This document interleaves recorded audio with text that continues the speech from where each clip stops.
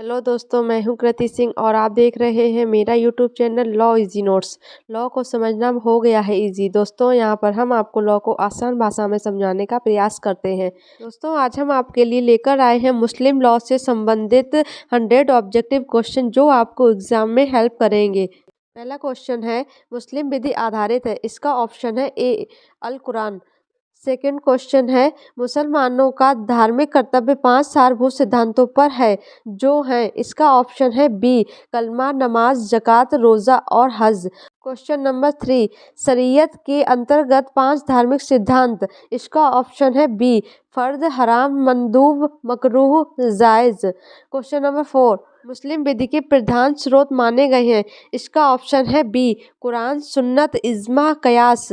Question number 5, सुन्नत या अहदियत तब के स्रोत मान के रूप में कार्य करते हैं जब यह विषय। इसका ऑप्शन है बी जिस पर कुरान खामोश है। क्वेश्चन नंबर 6, हदीस की किस्में हैं। इसका ऑप्शन है ए सुन्नत उल फेल, सुन्नत उल कौल और सुन्नत उल तकरीर। क्वेश्चन नंबर 7, मुस्लिम विद्वताओं ने परंपराओं के उल्लेखकर्ता की अर्हताएं विहित की है। इसका ऑप्शन है बी वह स्मरण करने की शक्ति रखता हो।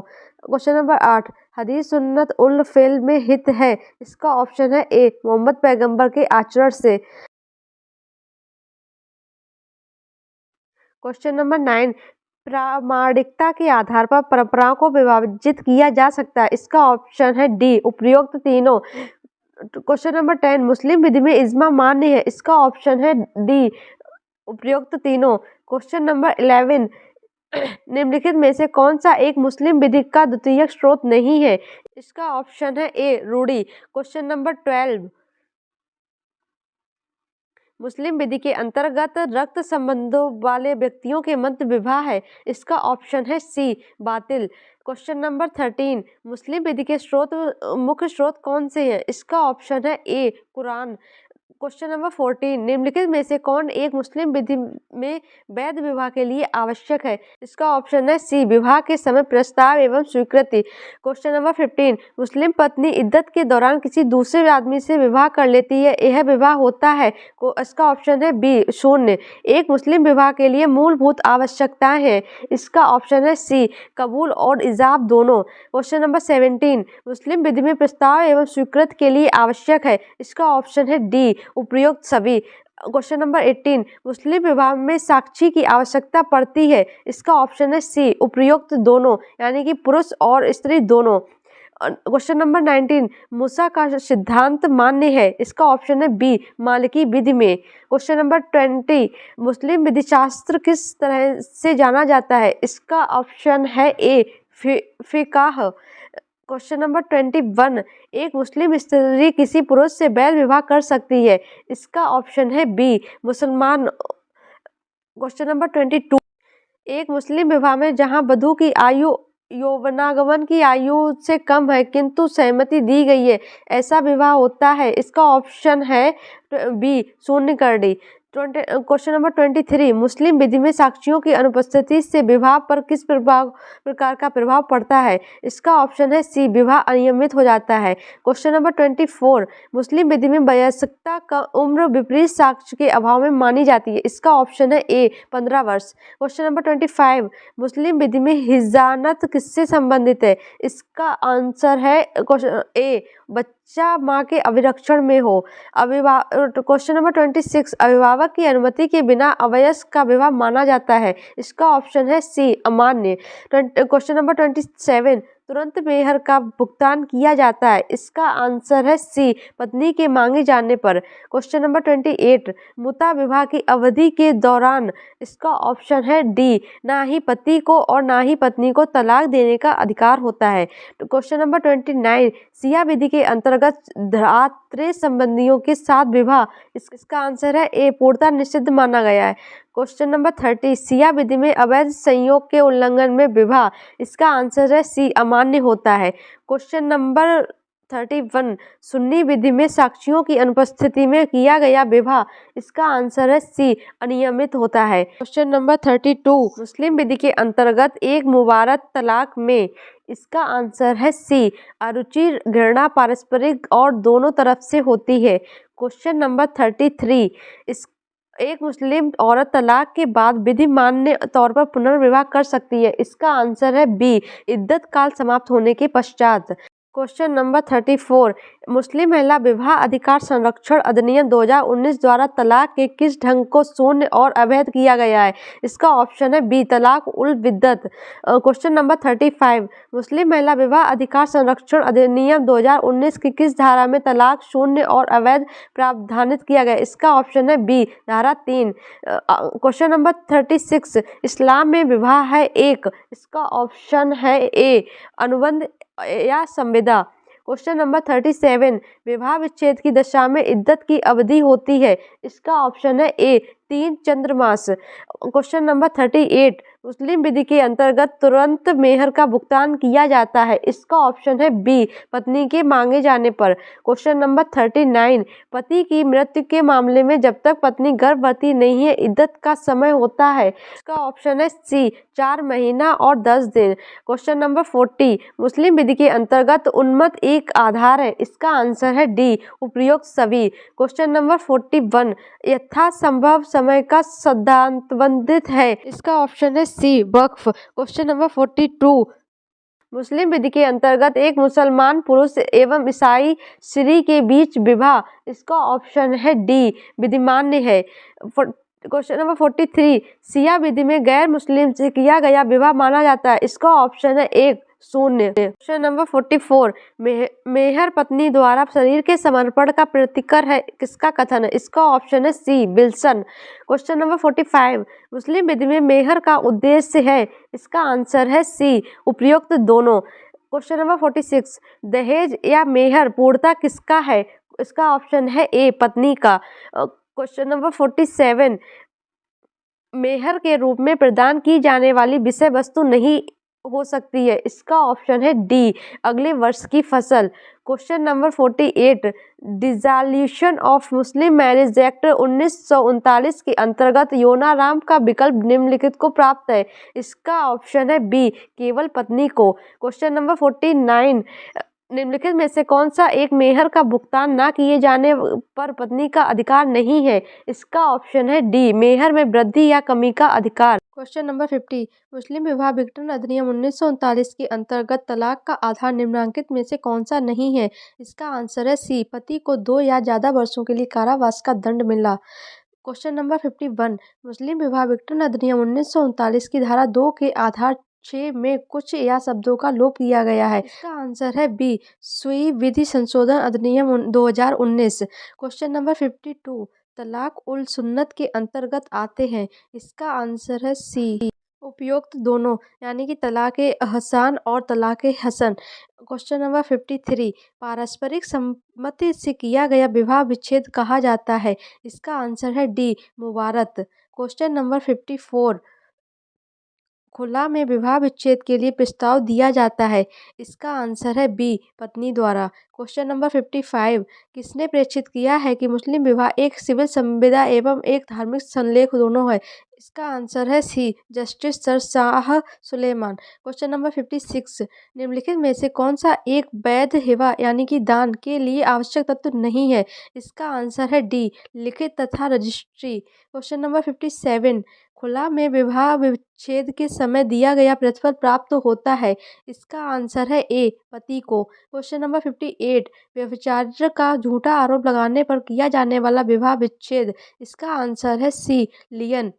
क्वेश्चन नंबर 59, एक मुस्लिम पत्नी तलाक के लिए मुस्लिम विवाह विच्छेद अधिनियम 1939 के अंतर्गत वाद दायर कर सकती है यदि उसका पति पागल हो, इसका आंसर है बी, 2 वर्ष तक।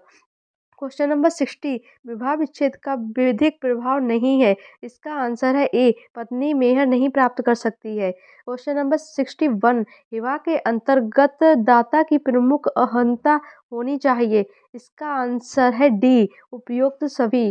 क्वेश्चन नंबर 62, मुस्लिम विधि में प्रदानशील स्त्री द्वारा दिया गया उपहार, इसका आंसर है सी, कुछ शर्तों के अधीन मान्य होता है। क्वेश्चन नंबर 63, दिवालिया की परिस्थिति में किया गया हिबा, इसका आंसर है सी, सद्भावनापूर्ण आशय से किया गया हिबा मान्य होता है। क्वेश्चन नंबर 64, मुस्लिम विधि में हिबा और अधीन दान ग्रहीता के लिए, इसका आंसर है बी, मुस्लिम होना आवश्यक नहीं है। क्वेश्चन नंबर 65, जनकता से संबंधित एक बार की गई अभिस्वीकृति को मुस्लिम विधि के तहत, इसका आंसर है ए, प्रतिसंहरित नहीं किया जा सकता है।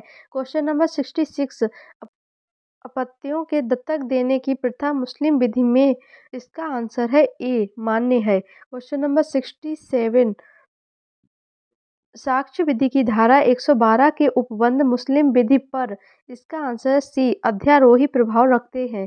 क्वेश्चन नंबर 68, मुस्लिम विधि में संरक्षता की मान्यता है, इसका आंसर है डी, उपरोक्त सभी। क्वेश्चन नंबर 69, मुस्लिम विधि में शब्द हिजानत प्रयुक्त किया जाता है, इसका आंसर है बी, अवयस्क के शरीर की संरक्षता के लिए। क्वेश्चन नंबर 70, प्रत्येक मुसलमान का भरण पोषण करने का कर्तव्य निहित होता है, इसका आंसर है डी, उपरोक्त सभी। क्वेश्चन नंबर 71, मुस्लिम विधि में हिबा में कितने पक्षकार होने चाहिए, इसका आंसर है ए, 2।